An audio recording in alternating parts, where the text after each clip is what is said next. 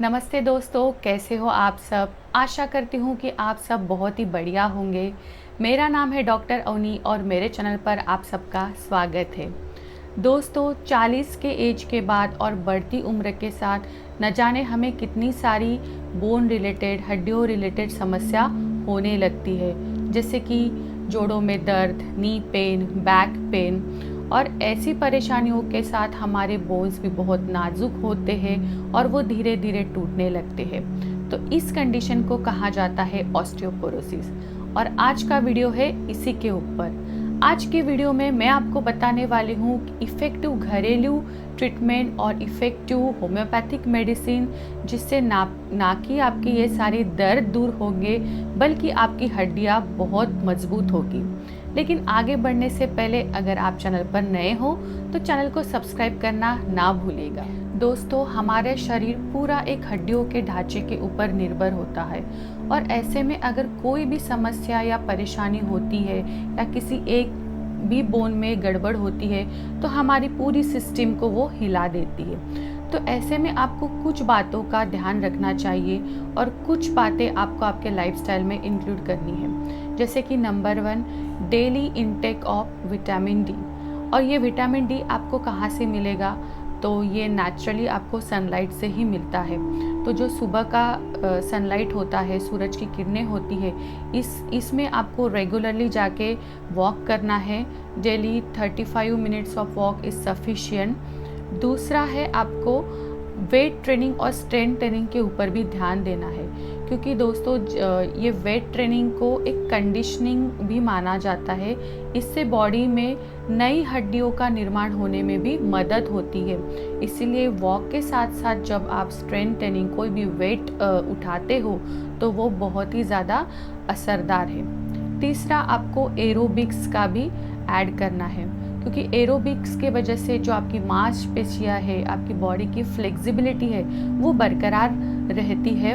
और ये सारी चीज़ें आपको आपके बोन स्ट्रॉन्ग करने में, आपके मसल्स को बिल्डअप करने में भी मदद करती है।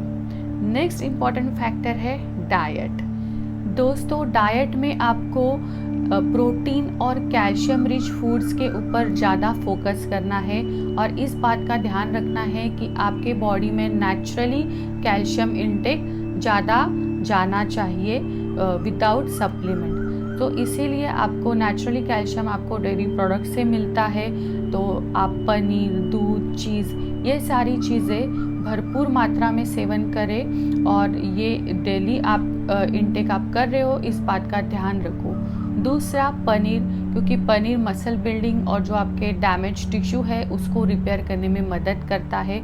और अगर आप वेज हो तो आपको पनीर, टोफू, सोयाबीन, ब्रोकोली, तो ये चीज़ें आपके डाइट में ऐड करनी है। तीसरा, आपको आपके डाइट में ऐड करना है पाइनएप्पल, क्योंकि पाइनएप्पल में पोटेशियम की अमाउंट अच्छे मात्रा में होती है, और ये जो बॉडी में आपके कैल्शियम की कमी है, इसको भी ये इम्प्रूव करता है।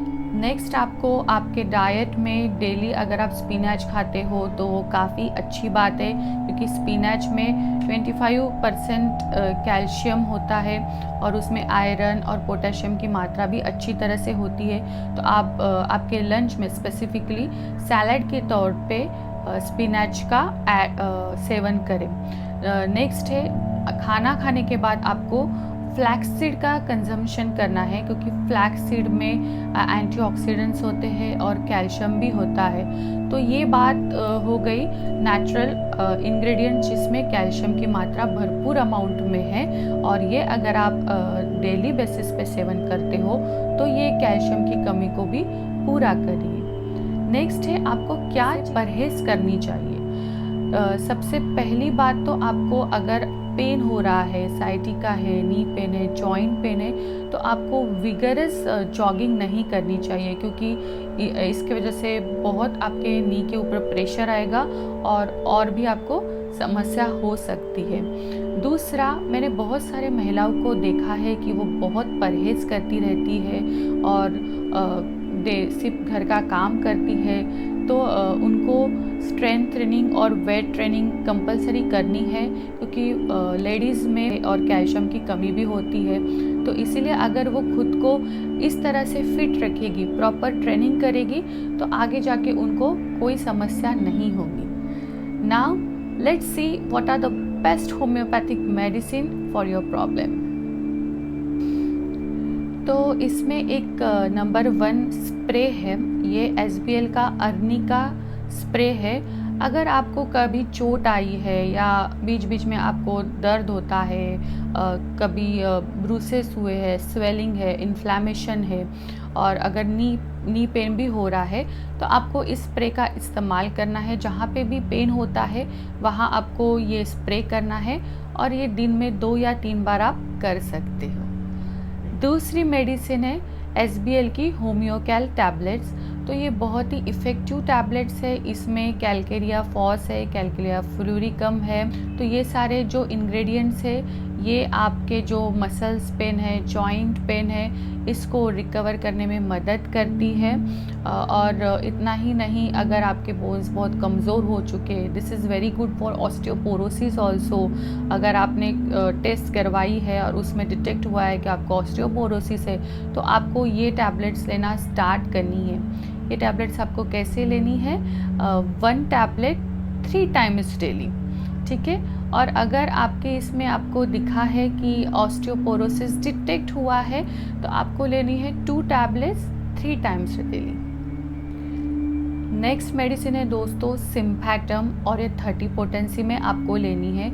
अगर आपको कभी भी कुछ बोन फ्रैक्चर हुआ है, हेयर लाइन फ्रैक्चर हुआ है, कभी एक्सीडेंट की वजह से आपके बोन टूट गए हैं, तो ऐसे में जो भी आपकी कंटिन्यू ऑनगोइंग ट्रीटमेंट चालू है, उसके साथ अगर आप सिम्पैटम लेते हो, और पोस्ट इंजरी के बाद भी अगर आप सिम्पैटम लेते हो, तो ये क्या करता है, बोन हीलिंग और जो फ्रैक्चर के वजह से जो बोन्स में प्रॉब्लम्स हुई है, उसको ठीक करने में, रिपेयर करने में ये मेडिसिन बहुत ही हेल्पफुल है।